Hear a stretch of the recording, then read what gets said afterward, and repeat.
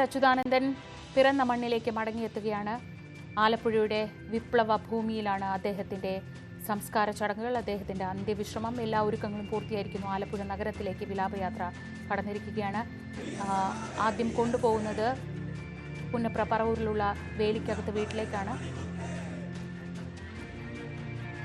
അവിടെ മുദ്രാവാക്യങ്ങളുമായി പ്രവർത്തകർ കാത്തിരിക്കുന്നു. ശരണ്യ സ്നേഹജൻ വീട്ടിൽ നിന്ന്. ശരണ്യ, ആ മണ്ണിൽ നിന്നാണ് യാത്ര പുറപ്പെട്ടത്. ആ മണ്ണിലേക്ക് തന്നെ മടങ്ങിയെത്തുകയാണ് VS.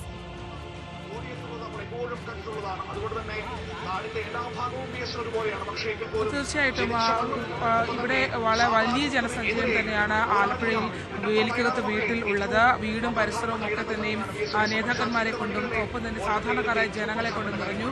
പാലക്കാടും കണ്ണൂരും കോഴിക്കോടും അടക്കമുള്ള വിവിധ മേഖലകളിൽ നിന്നുള്ള ആളുകൾ ഇന്നലെ രാത്രി തന്നെ VSന്റെ വേലിക്കകത്ത് വീട്ടിലേക്ക് എത്തിയിരുന്നു. ഈ കാത്തു നിൽക്കുന്ന ആളുകളുടെ ഒരു നിൽപ്പ് എന്ന് പറഞ്ഞാൽ അത് വാക്കുകൾ കൊണ്ട് വിവരിക്കാവുന്നതിന് അപ്പുറമാണ്. കാരണം ആരും ഭക്ഷണം പോലും കഴിച്ചിട്ടില്ല. ഇന്നലെ രാത്രി തന്നെ വന്നവരെല്ലാം തന്നെ ഇവിടെ VSന്റെ രാത്രി 9 മണിക്ക് ഭൗതിക ശരീരം എത്തിക്കുമെന്നാണ് പറഞ്ഞത്.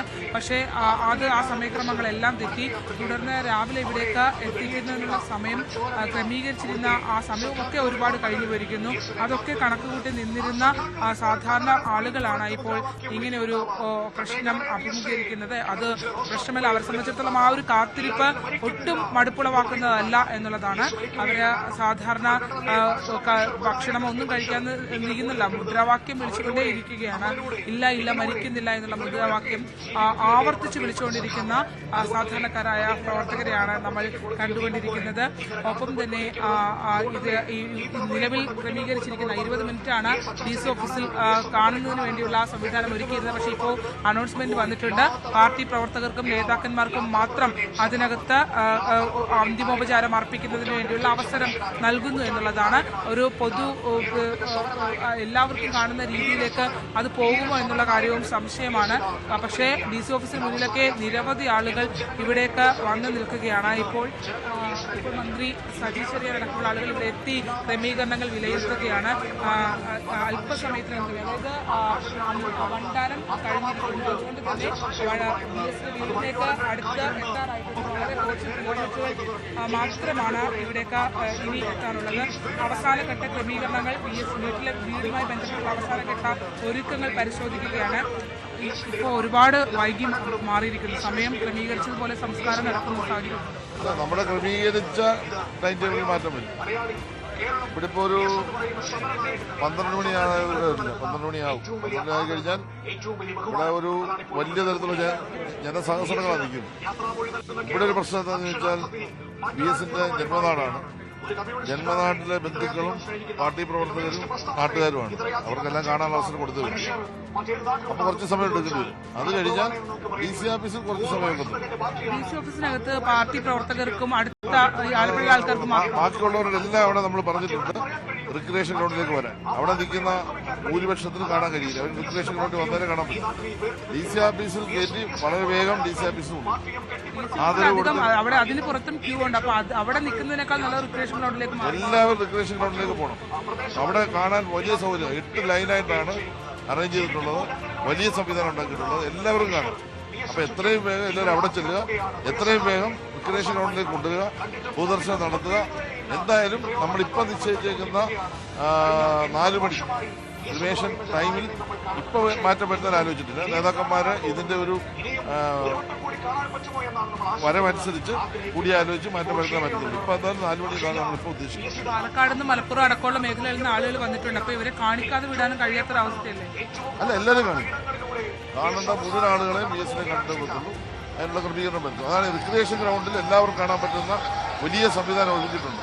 അപ്പൊ എല്ലാവരും അങ്ങോട്ട് വന്നാൽ നമുക്ക് വളരെ വേഗം ഇവിടുന്ന് അവിടെ എത്തിക്കാൻ പറ്റും. പറയുന്നത് അതായത് DC ഓഫീസിന് മുന്നിലടക്കം വലിയ ക്യൂ നിലനിൽക്കുന്നുണ്ട്.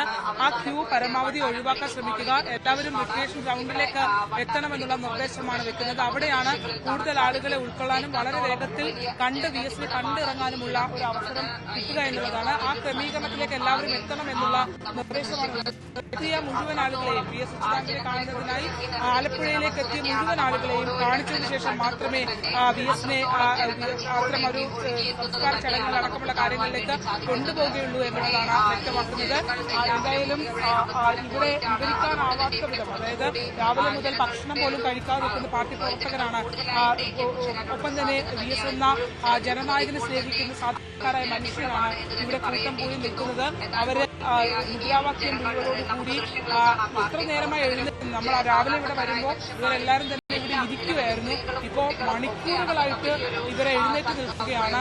അത്തരം ഒരു നേതാവിനും കാണാത്ത സ്നേഹമാണ് VS എന്ന വ്യക്തിയോട്, VS എന്ന ജനനേതാവിനോട്, VS എന്ന സമരനായകനോട് ഈ ജനത കാണിക്കുന്നത് എന്ന് തന്നെ നമുക്ക് പറയാൻ കഴിയും.